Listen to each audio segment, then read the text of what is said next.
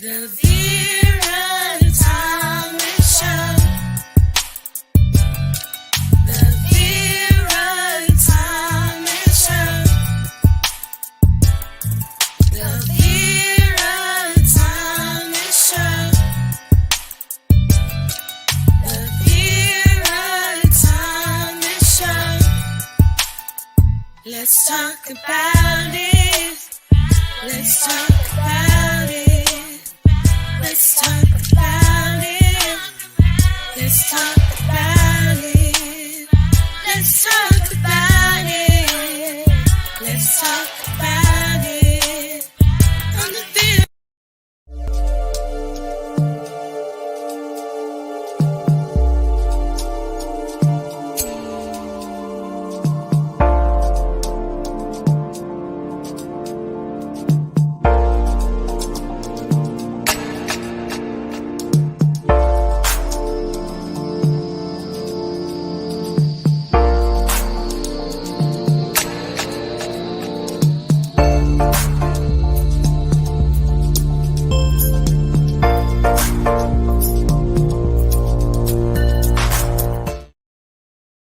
Hello, hello, hello. I am so glad to see you here today. I am so excited about my guest. It's Dr. Tashina Reeder.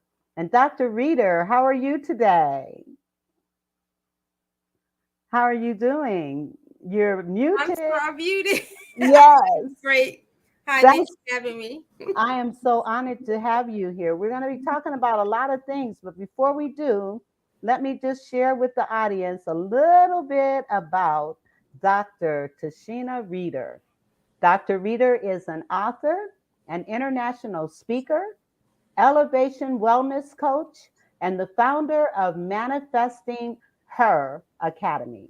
Known as the Transparent Educator, Dr. Reeder uses her clinical training as a licensed therapist and life experiences to lead women to embrace their healing journey to make shift happen. She published her first solo book, Manifesting Her: 7 Strategies to Redefine Your Identity After Trauma, Build Big Confidence, and Cultivate Self-Love. Dr. Reeder is a native of Philadelphia who earned her doctorate in couples and family therapy. She is a self-proclaimed life enthusiast who loves to travel, to experience different cultures and foods, listen to listen to me, rhythmic music, dance, and spend time on the beach to enjoy the sun, the blue waters, and the smell of crisp summer-like air. That is Dr. Tashina. I'm having a great time here, right? Dr. Tashina Reeder. Well, welcome, welcome, welcome. And Thank what I'm going to do, let's see if we have any comments coming in yet. No, not yet. So, what I'm going to do, I'm going to give you a few minutes Okay. to kind of share with our audience a little more about you. I would like for you to kind of talk about your journey into becoming a therapist. What made you decide to become a therapist? So, I'm going to give you the floor and Okay. let you share. Again, Vera, thank you so much for having me on your show to share about what it is that I do and my new book, Manifesting Her. And so, per your question, I am from Philadelphia. If you're a Philadelphian, especially female, we call ourselves, we're Philly Johns. We're born and raised here in Philadelphia. And I am an eldest child of one sibling. Went to high school, went to college. Actually, in school, I studied criminal justice in undergrad, and I actually had a desire initially early on to be an attorney. And then from going into school for criminal justice, that desire to be a lawyer changed to wanting to be a forensic therapist. And then I did an internship at Temple University for social work.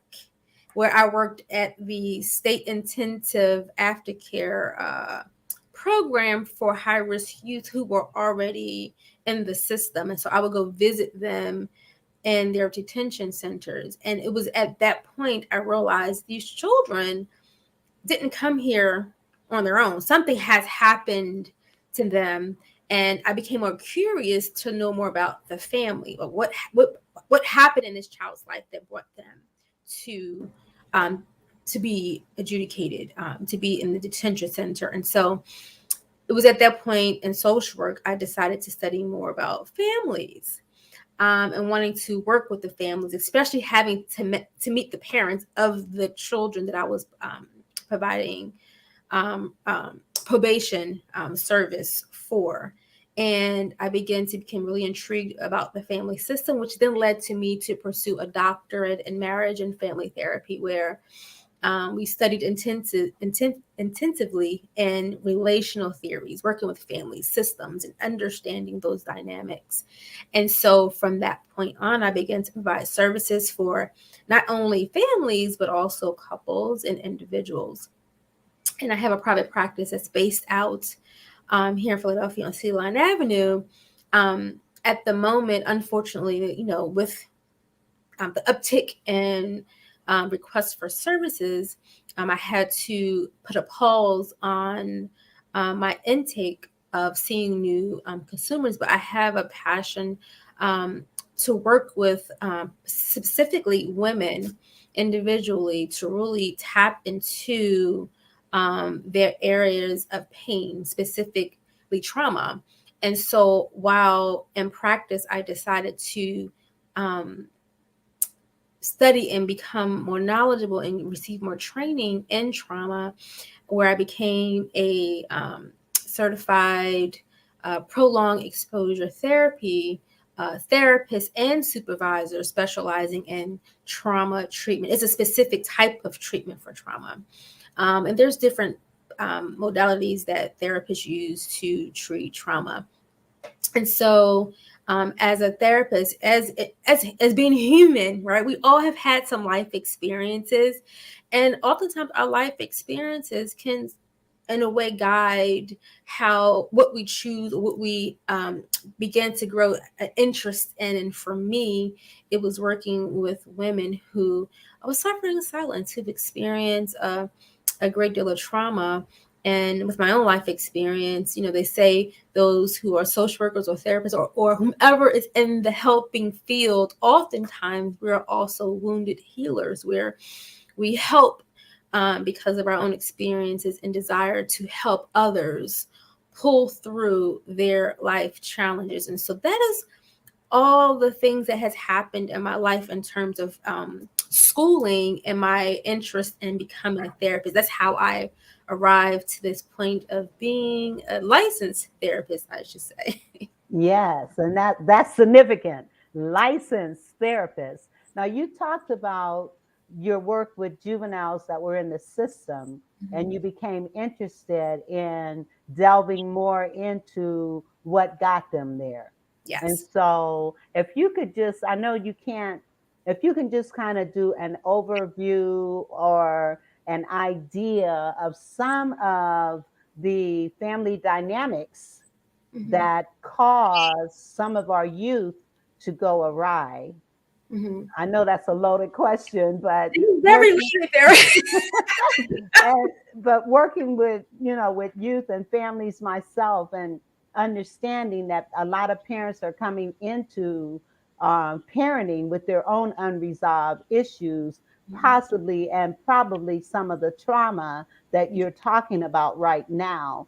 So if you could just kind of shed some light Mm-hmm. to kind of give an indication of the kinds of family dynamics that cause our youth to move in a direction that is not favorable to them. Mm-hmm.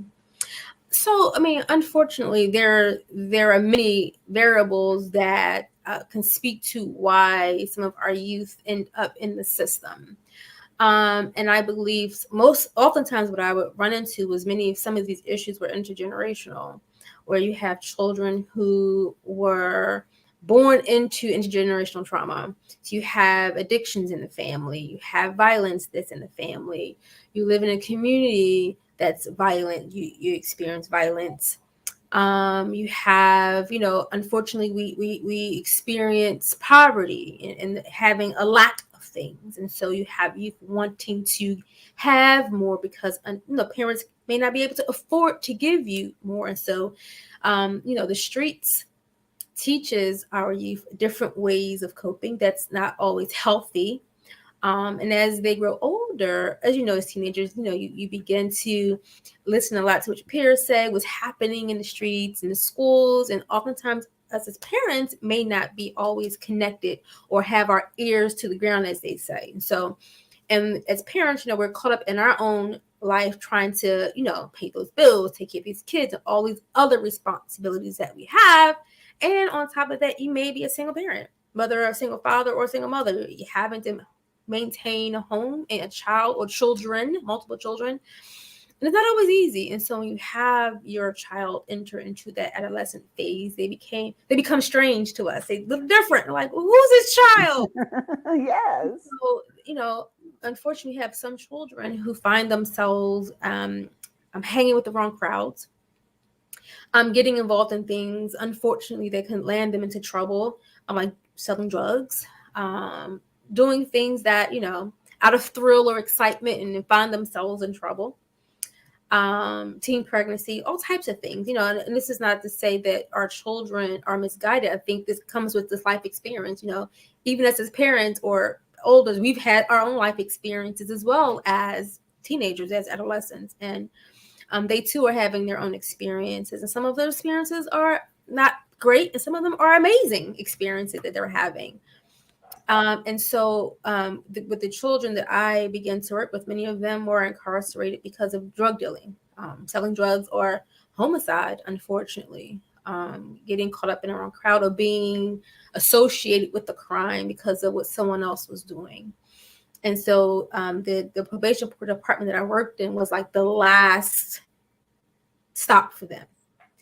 And many of them in this place were juveniles who were incarcerated for murder, or in the system for murder or attempted murder. And so it was pretty disheartening thing when I realized what happened. This didn't just happen overnight. This is something that's been building up. They've been engaging in activities where what's happening at home was my first thought. And so, yeah, and I always tell parents, I get it, we're tired, and we have, we're pulled in many directions, different directions, especially if we have multiple children. And we depend a great deal on our older children, right? To help out, so to speak, right? Which causes them to be parentified in some shape or form. I'm not saying that it's necessarily a bad thing, as long as we are rewarding our children who are helping out, who are elders, with the younger ones. But sometimes they feel left out. They feel ignored or misunderstood, and they go seek attention elsewhere, whether it's in a negative way, or sometimes our kids become overachievers to get the acknowledgement, right? So it's important as parents, they talk about balance. Sometimes I'm thinking, I don't know if there's such thing called balance. Maybe it's just harmony. We got to find a harmony with what we're doing, because there's so much that we're dealing with now, especially after the pandemic. You have a lot of PTSD happening, Yes. depression, and our children having to be schooled at home, and now they're, the world is opened back up, and they like, yeah, I can see my friends and peers, and it's been different. It's been different lately these past 2 years, and so we're dealing with a great deal of trauma, really, trauma, Yes. and all types of mental health um, things that's being brought to the forefront, that's happening within our homes, abuse and child, all types of things that's been occurring since the pandemic. So it's a lot that our families are dealing with, and I'm glad that now people are being more open to going to therapy to get the Yes. help that they need. Absolutely. And how long have you been practicing? Have you had your own practice? So I've been practicing. I graduated master's in 2001. So in 2001, I've been practicing therapy, 2001 until now, still. So, about practice, I opened my private practice in 2013. That's awesome. I'm so proud of you. That's so Yeah, awesome. a long time ago. We go back years. So yeah, but I've scaled down a great deal. Where I am transitioning from, I still do therapy, but I'm embracing the coaching world. And what I'm finding is that, with I'm sure many therapists who may be watching may have experienced the uptick in therapy requests, and a lot of us as therapists are unable to take on all of the requests, which is a good problem to have, which tells us people are being more open to receiving the help. What I'm also finding is people who are also looking to do coaching, but they really need therapy. I'm like, yeah, coaching doesn't address this issue. This is really specific to a process oriented uh, Yes. service, which is therapy, versus practical here and now kind of steps to take, which would be coaching. And so Yes. I do both. And so, yeah. Well, that's awesome. And now, what made you want to? Now, you talked about the children and working with the youth, but were there some other things that propelled you to want to specifically be a therapist? Was anything in your own personal life that you might have experienced that caused you to really look and say, I really need to focus on this? Well, as I was maturing through school and getting my education, I was always one to help. I've always had a desire to help others. And then when I became more knowledgeable and experienced about therapy, I think that's really, especially with families, I think initially my heart was for the kids and wanted the parents to understand these babies and what they were saying, because everything wasn't their fault. Right, It was all right. scapegoat for what was happening within their family system. And so again, as I began to continue, I landed a job at a drug and alcohol program for women, where I was there for 11 years. And so I began to experience another world of a different side of the family system, or specifically with the women, the mothers, the wives, the sister, and then hearing all of what they were dealing with. And I was able to identify with it because I too am woman. I too have, I'm like, wow, I can relate, because we share something in common.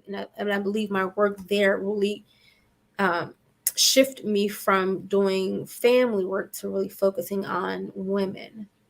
And these women specifically were in recovery, had a lot of mental health. They were amazing women, resilient individuals.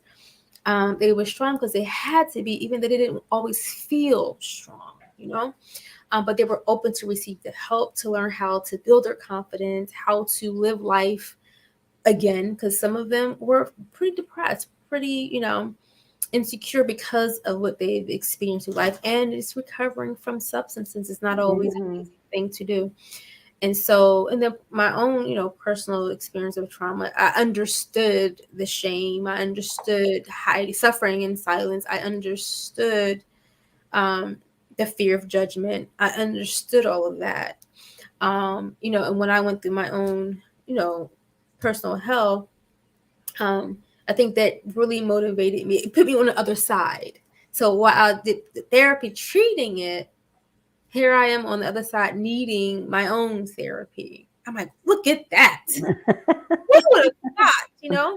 And I always tell, people, I'll say, listen, it doesn't matter how educated you are or not. We all have our own challenges, and we all could benefit from receiving therapy. Now, I say this to my colleagues and peers. They laugh at me. I say, we need help too, but we just better at hiding it, because we have an image some of us are trying to uphold. And truth be told, we are too afraid of judgment, of what they may perceive us to be as. Well, you're a therapist, or you're a doctor, or you're this. How did you find yourself in that? Or why did you do that? Well, you're still human.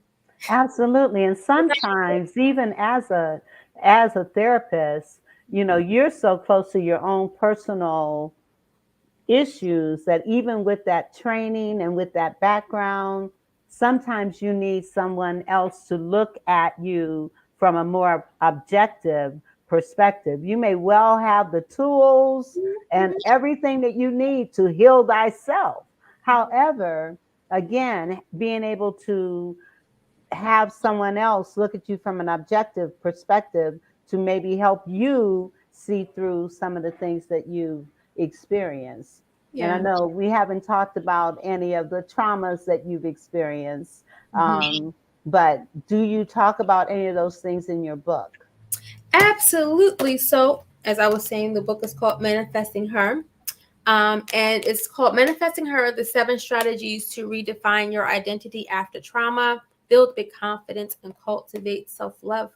And I thought this was, when I was writing this book, it's really my story in in combination to an interactive book where I'm challenging you to think about your own life experiences and areas in your life, because we all have areas in our lives that we would like to change, and we have areas in our lives that are painful because of some life experiences, and we don't know how to take those next steps to make shift happen, right? To make those changes Yes, in our I lives. love that. Right. Shift Shift. happen. I You love can that. tell people I'm not cussing, but whatever happens. And so I decided that not only was a book enough, but I wanted it to make an impact. So I also did a workbook to go with it, and it just really lays out. It's like it's a workbook, and it lays out questions you answer, and engages you, it encourages you, it inspires you. It's like a journal in some sort, so it's an extension of this book. And the book really just talks about my own story of pain from being in an emotionally abusive marriage. And I always specify emotional because many people assume that when you just say abuse that you were beaten, Right. and abuse comes in different forms. And, Absolutely. right. And so I believe that all abuse is impactful, and it can really cause damage to your sense of self, Yes. especially emotional abuse, because it really leaves scars on you mentally and emotionally, right? Your physical heals can heal, right? You won't see the scars, but them scars on your heart Yes. takes a whole nother turn in terms of how you see Yes. the world and yourself, right? Yes. And that's Yes. what trauma does. It really focuses Yes. how you see yourself, how you see others, how you make decisions. It causes you to feel indecisive at times, Yes. distrustful, a number of things. So I talk about what trauma is, kind of like just the basics of what trauma is. So I define it. I kind of give examples of what common reactions to trauma is, so that people can get an understanding of my walk, because many people may believe it. They never experienced trauma. I'm like, no, everybody's experienced some level of trauma. Yes.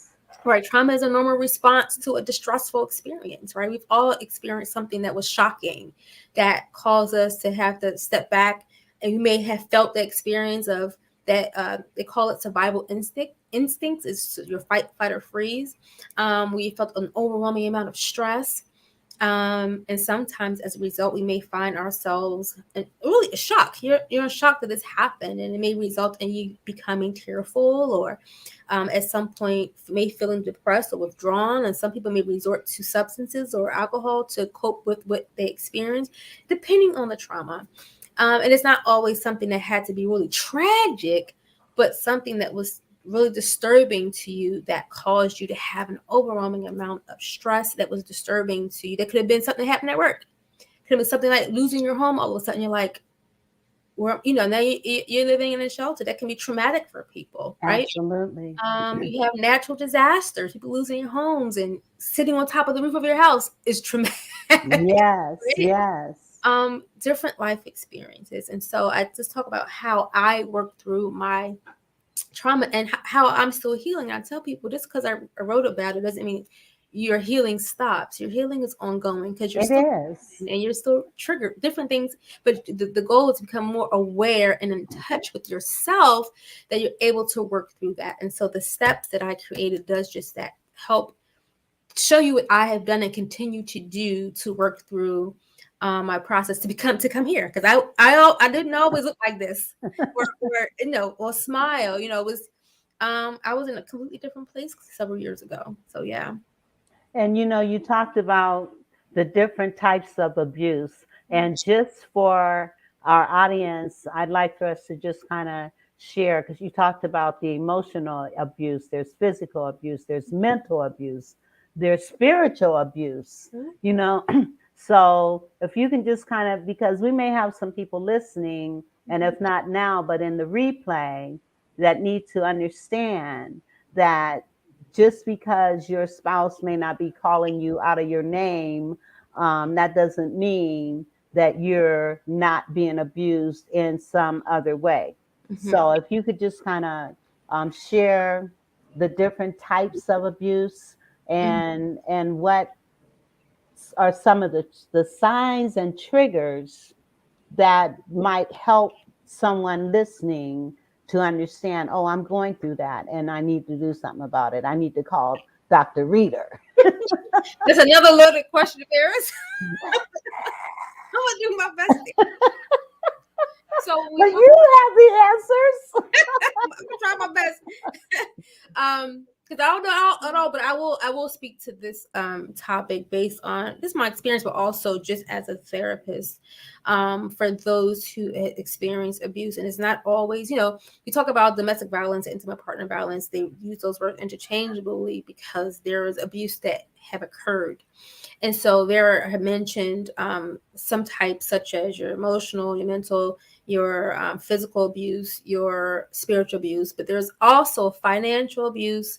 There is sexual abuse that also happens. And so, abuse is definitely impactful. It's wrong.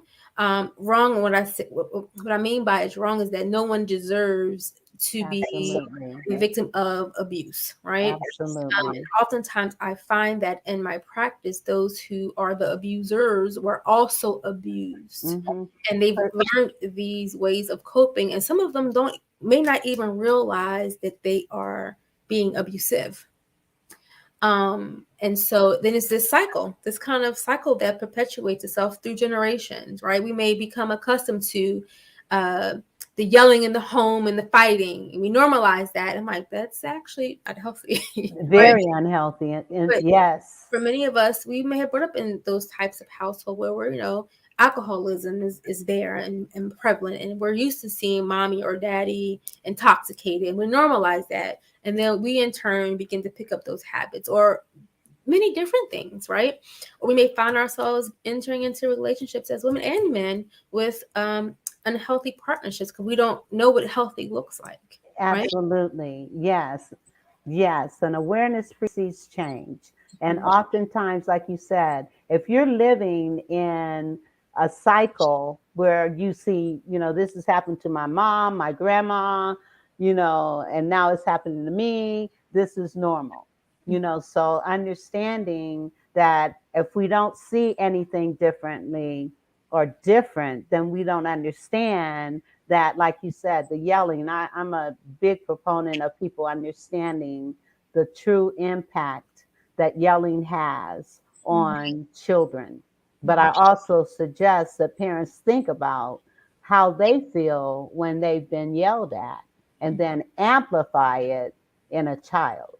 And being a therapist, I know, and I know we're kind of off topic, but I think this is something that's important to talk about because yelling, people don't understand the impact that yelling has on a child. And as a therapist, I'm sure you can even touch more on the fact that it can cause depression, anxiety, it can cause the behavior to be even worse, and it can cause all kinds of physical problems, stomach aches, backaches, headaches, and so parents need to understand. And if you could kind of share some ways that one might be able to diffuse the yelling, and just kind of give a couple of points because that is so important. We feel that it's particularly in the Black community. A lot of times, yelling is just a way of life, and not understanding the impact that it has. So I know we got time. We got time.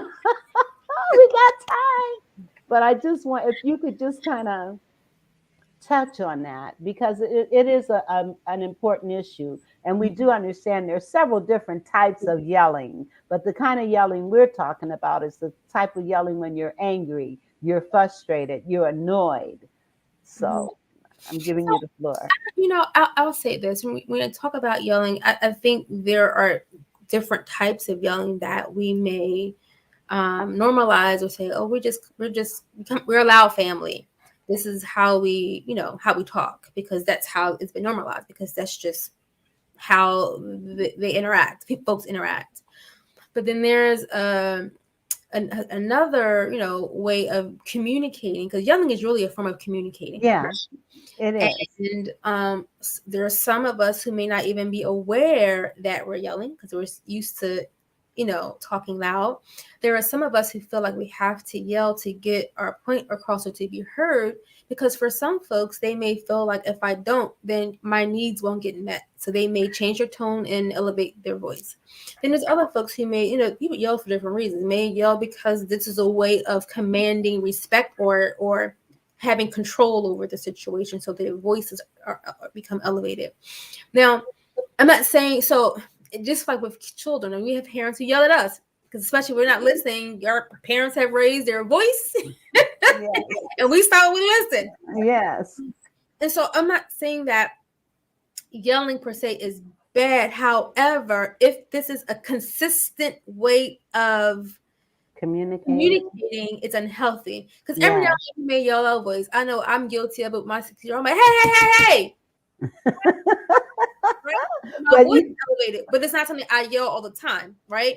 right. If you're yelling, you're always stern, but it causes fear, and it's a form. If yelling is like a form of intimidation, and that's when it's unhealthy and can be Yes. abuse, right? Yes. Before you go on, I want to acknowledge Felicia. Hi, Felicia. Thank you for being here. She says, good evening, Queens. Yes, dysfunctional behaviors unfortunately can seem normal to those who deal with it daily in their everyday life. Absolutely, because until you know better, you're not going to do better. So she also says sometimes people feel yelling gets the attention they need to be heard. But I also think about the fact that a soft tone can, one, turn away wrath, but two, because yelling, and I'm not going to sit here and say, oh, I never yelled at my son because I would be lying. But I did realize and I recognized when I started speaking in a more softer tone, but still firm, soft but firm, I Mm-hmm. was able to get more out of him by doing it that way rather than yelling. But like you said, it's something, and sometimes it just happens so quickly. I mean, there's a lot of variables at play that, we can't all pinpoint down the reasons why. But what I do know is many of us, I know I wasn't taught how to communicate effectively when it's around your anger or your uncomfortable or your emotions. We weren't Yes, taught how to communicate. We watched our parents. We watched how right. they handle their business. We watched TV. So we learn from our environment. And so no one ever tells you until it becomes a problem for them. Like, you have anger issues. Well, I do. I don't know. I'm just. I've heard that. I've heard that. People say I don't have anger issues, but when they talk, they come real passionate about what they're saying, and it comes across as yelling. Angry. If the person don't know you, they may feel that you're being aggressive towards them because we were never taught really how to communicate in a way that people may feel that is non-threatening. Um, but I mean, everybody, people yell. Even the politicians, you watch them on TV. Oh God, They yes. keep yelling, and so it's But definitely a form of commanding control and having respect and getting your point across. But if it's all the time, then that can be definitely an issue.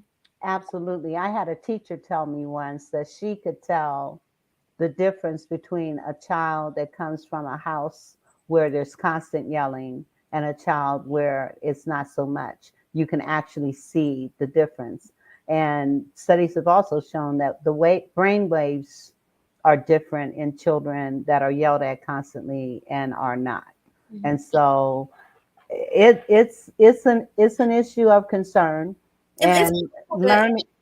that kids can, and adults can communicate. I mean, I've had families where I work with, and people who I know who are very calm, and they're very direct in their speaking. They're not yelling, and their kids practice the same way. Yes, Not, children grow to be what they see. Absolutely. And yeah. one point I want to make, the way I think the way um, the new Supreme Court Justice, Miss Court Jackson, or Supreme Court Justice Jackson, the way that she handled the yelling at her, the disrespect of her, is a perfect example of how we can kind of diffuse, even though she didn't diffuse how these people were acting. But I mean, it was a shame. That's It a was whole terrible. nother why she had to be that way. That's a whole nother topic of Yeah, it is. It is. But she was so calm. And if we can learn to have that calmness in the midst of all the negativity that may be lashed at us, yeah. then it can help us to not possibly even be healthier ourselves, because we're not allowing how someone else is behaving towards us to impact us. I And think one of the challenges too is sometimes as people we may take it personal, like a personal attack, when we shouldn't personalize um, what people are communicating, unless they're directing it towards you. Even still, listening, you know what's true and what's not. And so it's really about learning. I call it people management, but also your own emotional intelligence, yes, yes. your own responses. Absolutely. And Felicia says, yes, soft and firm is a better approach. The receiver will not go immediately into defense mode. Both parties can work towards a resolution. Yes. And she said, great decision. So, yes, absolutely. All right. Now, let's get back. We're coming back to the book. But you had made some points that I thought were very relevant and needed to be discussed, because one of the purposes of us doing this is to help uplift, encourage, motivate, inspire, and educate the listening audience. And so those things that you brought up, I felt were things that we needed to kind of expound upon for a minute. But now we're going back to the book. So, can you, and I know we're not giving the store away, we're not giving the book, we're not trying to give everything that's in the book here tonight, but are there some pointers that are in the book that you can encourage our audience to possibly consider in in a scenario or in a situation?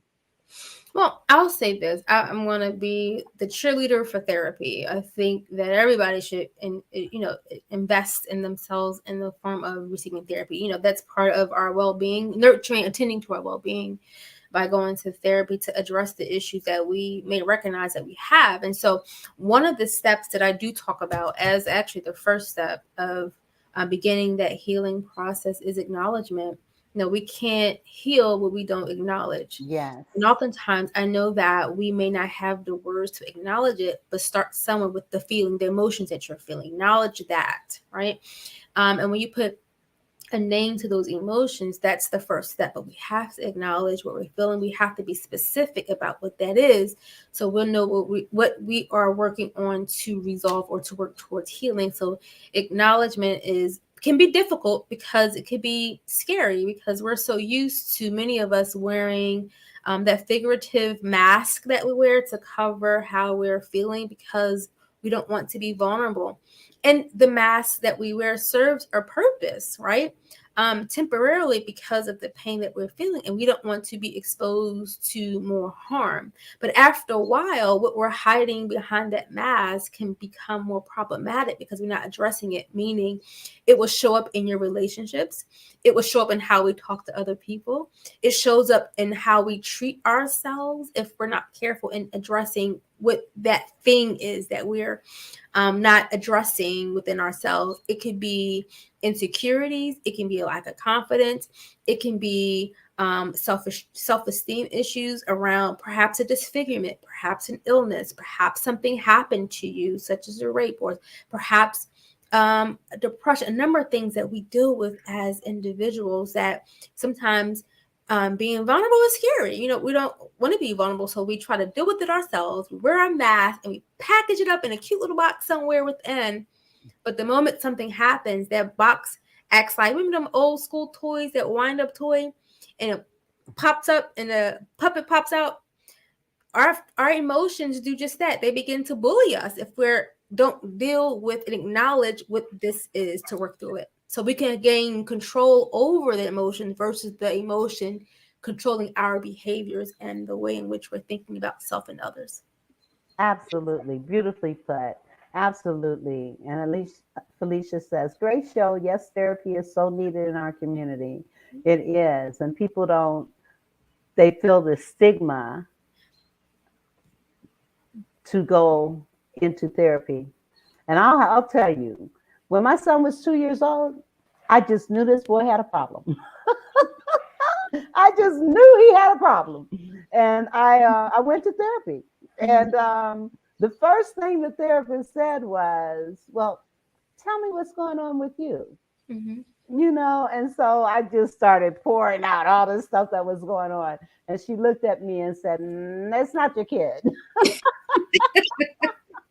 It's not your child. He's just picking up on the stresses that you're feeling." So I Mm-hmm. want to touch on that for a minute, because a lot of times parents see our children as just going haywire without taking into consideration what they're going through and possibly transferring on to their children. And unless you're aware of that, and I had to learn that. I had to understand that he was just picking up on my stresses, and therefore the misbehavior was as a result of him feeling my discomfort and dis-ease. So can you kind of touch, and do you say anything about that in your book? No, not that. No, not that. This is more specific to the individual and how to deal with their own um, process of healing. But Okay. to your example, yes, kids are pretty intuitive and they can sense when mommy and daddy or siblings aren't okay, when something's wrong. And so. For example, you never hear parents say, or teachers say to their parents, you have a very good child. They're very well mannered and they're very polite. And you're looking like, who, this one? Because at home, they're like, ah. Well, the kid typically is adapting to their environment at home. And their home is how we behave, but outside is a different kid. I always find it interesting when parents are like, really? Why you act that way at home? Or you'll find some family systems where that kid, especially the teenager or the budding teenager, like your 12-year-old, 11-year-old, um, parents feeling like they're not listening, they're being disrespectful, blah blah blah. I'm like, well, this is probably the hormones changing. They're growing into adolescence, and they're not the problem. I don't tell the parents that they're not the problem, but in my head, I'm thinking, yeah, they're more like this is kind of a scapegoat issue where there's something else happening within that family home, and 9 times out of 10, there's something else happening with that. And our kids who are more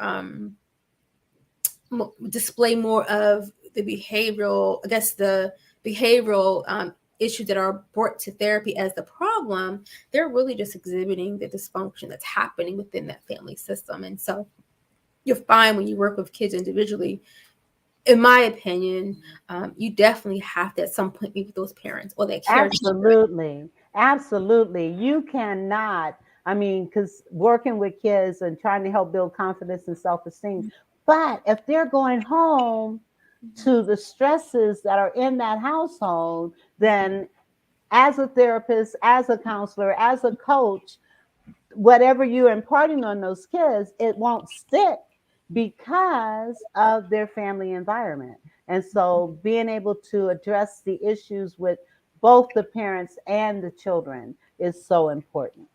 So important. Yeah. Now, okay, so tell me more about the book, because I have a couple other questions that I want to ask and talk about. But What I'll do is I'll read you my table of content. So okay, there's 7 chapters. So the first chapter is my manifesting her story, where I really talk about my story to give you some context of the book. Then I go into chapter 2, me, myself, and I, the imposter. Many of us, I say in this chapter, are walking around, um, dealing with the drama and the trauma, and not really knowing who we really are. And so we're pretending. We show up one way, all happy, and you know, a different person, but different person in the front of others, but behind closed doors, we're someone else. And so we're like the imposter in public, but behind closed doors, we are just really suffering in silence. And so I go into the first strategy, which is acknowledge what I just shared about really identifying what that thing is for you that you need to deal with, that it's causing you some emotional discomfort or causing you to feel withdrawn or whatever that thing is. That's what needs to be acknowledged in order for healing to take place in that area of your life. And then my chapter 3 is bleeding from the inside out. Many of us are hurting. We've been through a lot of stuff in life, but we still show up. But while you're showing up, it's important to attend to that area in our lives that needs attending to, right? Like, how is your heart? What's your heart condition? Not literally like something wrong with your heart, but your heart's where you carry your emotion and your pain, and all of that stuff lies here. And so, how is your heart? Um, and then the second strategy is to unpack. After you have acknowledged, we have to begin to unpack some of this stuff. And unpacking is really scary because you have to be vulnerable and honest with yourself when you're starting to really delve into what the meaning of all of this things mean that you're acknowledging.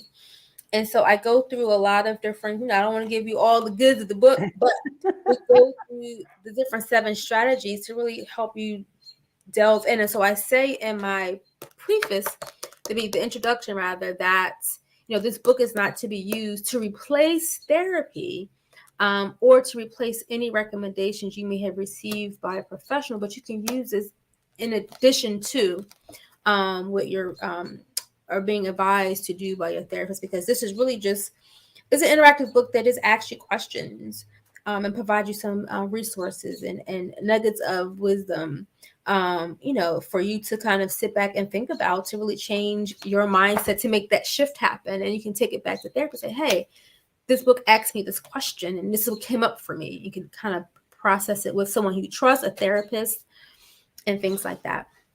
That's awesome. That's awesome. And one of the other things I wanted to talk to you about, and when we work with companies and organizations, we always talk about leadership styles.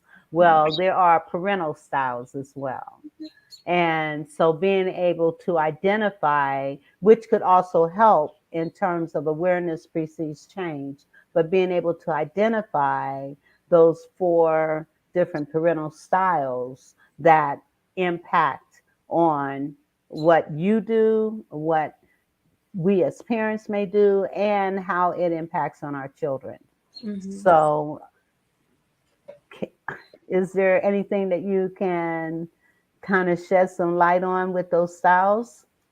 So I can't recall all the styles off my head. I can recall the 2, which is authoritative and authoritarian. And Yes. And the other 2 are permissible and neglectful. there you have it. Yes. And Yes. so so they all vary, and I just believe that those parenting styles come from your own experiences of how you believe you should parent.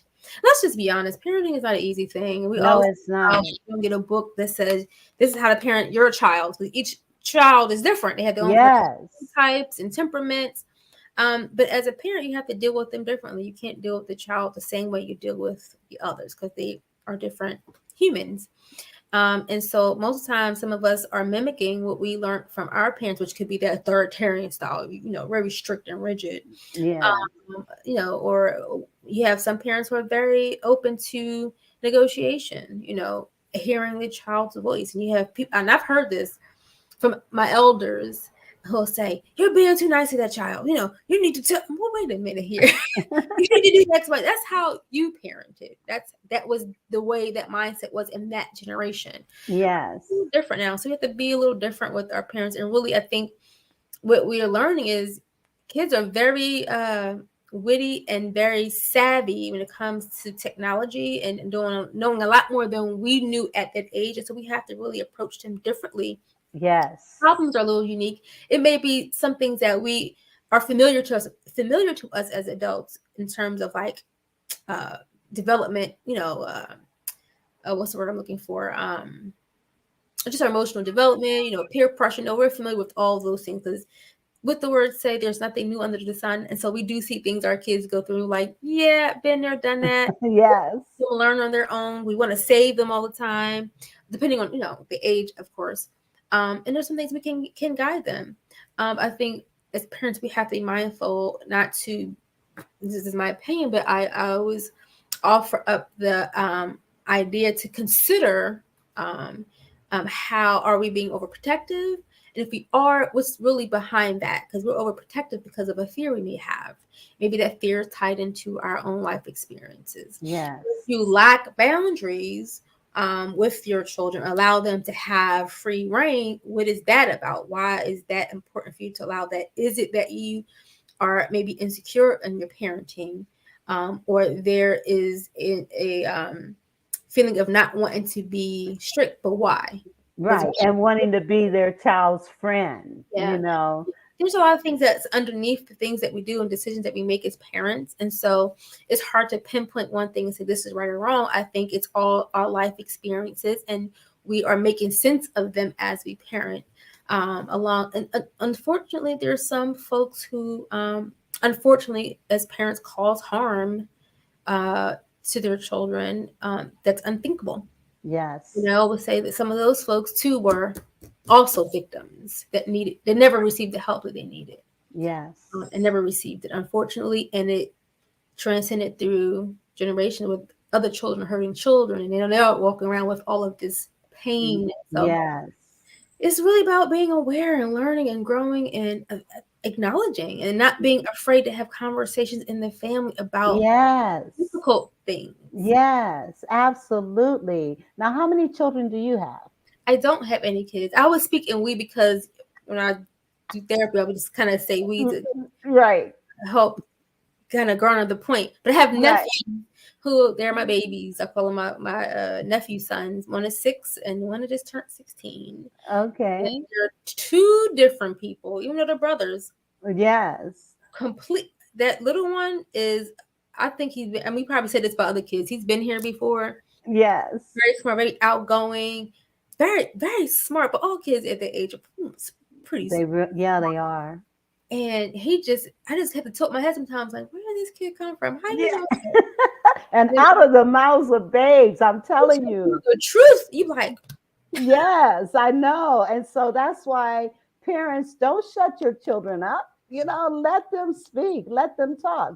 And you made a valid point. You said they're brothers, but they're as different as day and night. And so I'm sure their parents have learned that they have to mhm, discipline them differently. They have to communicate with them differently. They have to do different things with them to make their areas of strengths more prevalent. But mhm, so parents need to understand, and like you said, you cannot parent all your children the same way, mhm. and so understanding that. Now, and this is kind of off from your book again, but I want to ask you, you're probably thinking, why did she do this to me? Oh my woman. I'm sorry, but having you on the show and being able to give such a wealth of information, I want to take advantage of that while you're on my show. Okay, so don't be mad at me. I'm probably see you my invoice in a minute.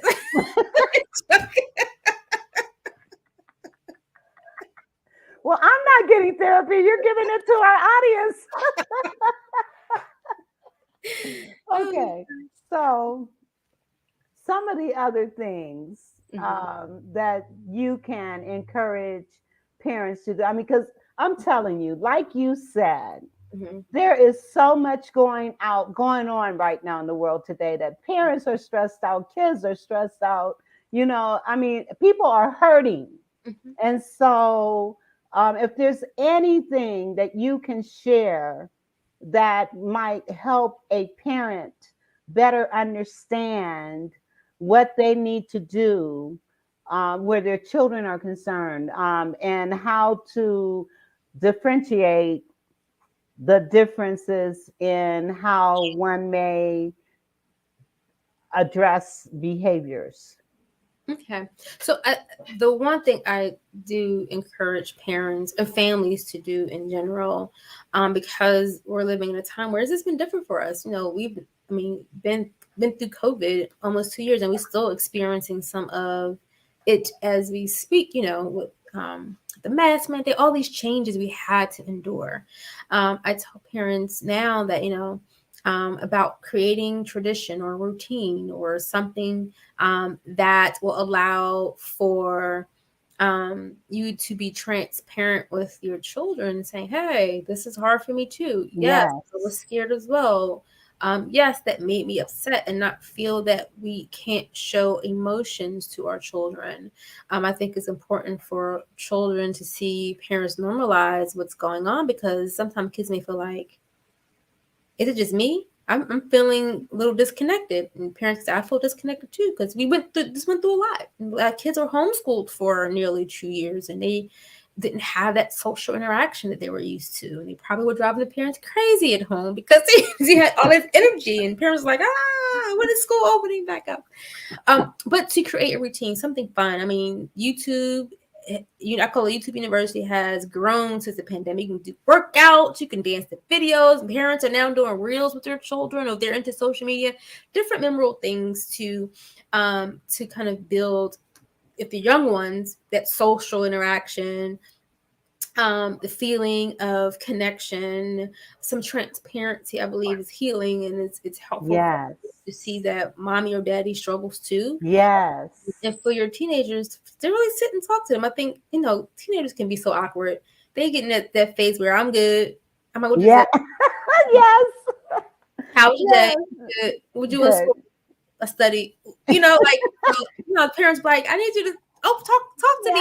yes, But I think with the older ones is a little bit more patience.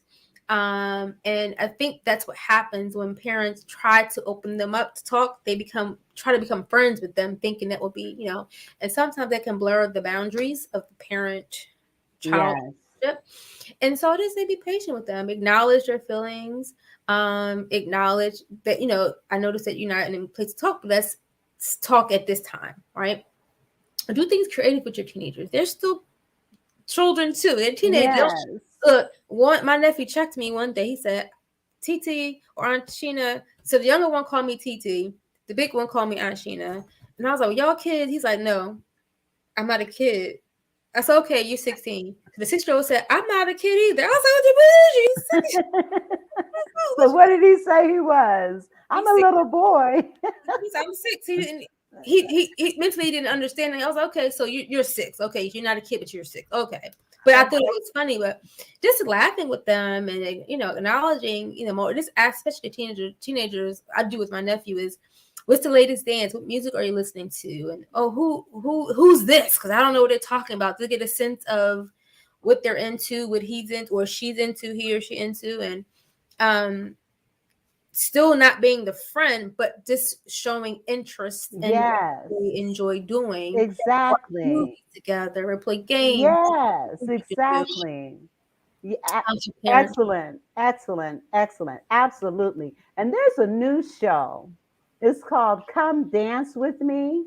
I had never heard of it. Oh, let me tell you, this is a dance competition with children and their parents. Hmm. It is awesome. It's on CBS. It comes on at 8 o'clock on Fridays. I'm not usually here. I'm usually, but I'm telling you that, oh my God, the interaction and the engagement that these kids, and some are fathers with their daughters, Mm-hmm. fathers with their sons, mothers with their sons, mothers with their daughters. And I'm telling you, I think it is the best show that CBS could ever put on, because it's showing parents how to be more engaged in Mm-hmm. their children's lives. Whatever your kids are involved in, whatever they're interested in, get involved with it. Do something like, just like what Dr. Reeder is saying. Engage your children. do some things with them so that they feel that you are connected. They feel that you do care and that you are concerned. So, okay, that's my, I have to share that because I'm telling you that the more parents are engaged in their children's lives, the less these other issues we're going to find, like children being in detention centers and in the system. You know, if parents are more engaged, then that's going to lessen or decrease. I really believe that with all my heart. Okay, Mhm. we have run out of time, but I am going to give you the last word. Okay. So I'm going to put you on, and I just want you to share whatever it is you want to share. Now, you have a book signing coming up this weekend It's Saturday. and this Saturday. Yes. And the information is also streaming right now. You see book signing, and you can go to this website, sign up, or even go to the event itself. So I'm going to give you a few minutes to talk about that, and then we're going to have to go. Cool. So yeah, I'm having a book signing. These are the books. So I have the regular book, Manifesting Her, and the workbook to go with it. The book signing is this Saturday. If you're in the Philadelphia area, feel free to join me. This Saturday, the shopping experience starts at 11:30, and then the program begins at 12:45. It'll be at the Embassy Suite Hotel near the airport off of Bartram Avenue, and I'm really excited. We have a violinist, we have dancers, we have it's being emceed by one of our TV personalities here in Philadelphia. We're having food and music, a DJ. Oh, I forgot his name, but we have a DJ that's going to be there. We're going to have a good time and fellowship as I kind of share about the book and also do a presentation there. So you're more than welcome. You can find the tickets at the manifestingherexperience.com at the Embassy Suite Hotel near the Philadelphia airport. So hope you can attend. And my email information is there as well. If you want to reach out to me, you can do that as well through my email. So thank you, Vera, for having Oh man, thank you. If I was in Philly, I'd be there. I promise you. But I'm not. So anyone in the Philadelphia area, please come and support Dr. Reeder and what it is that she's doing. The book signing sounds awesome. It sounds so awesome. So thank you again for being here. And you will be back another time. So I'm just Vera. thank you so much. And I want to say to our listening audience, thank you for listening, and we will see you next week. The Vera Thomas Show. The Vera Thomas Show. The Vera Thomas Show. The Vera Thomas Show. Let's talk about it. Let's talk about it. Let's talk about it. Let's talk